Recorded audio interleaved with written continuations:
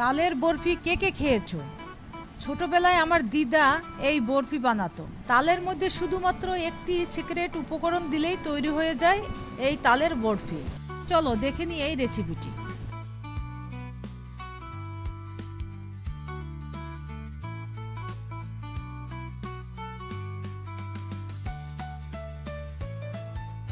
তালের এই বরফি করার জন্য আমি একটি তাল নিয়েছি।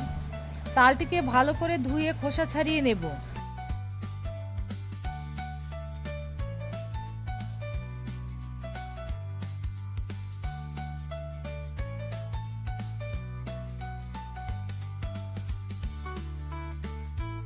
তালগুলোকে নরম করার জন্য হাত দিয়ে একটু চটকে নিলাম।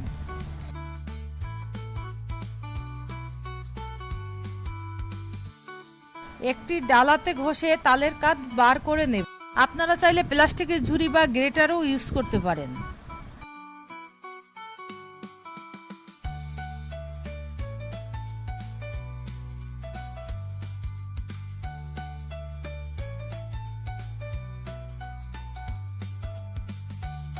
তালের বরফির জন্য আর লাগবে নারকেল। নারকেল কুড়িয়ে নিয়েছি।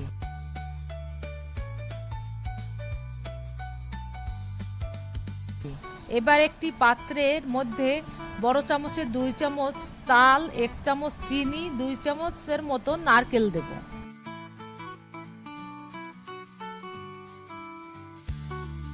আর দেব চুন।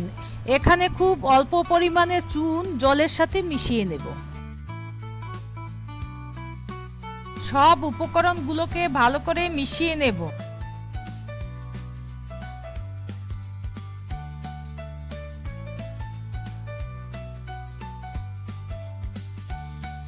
একটি প্লেটে তালের মিক্সচার নিয়ে সমান করে দেব।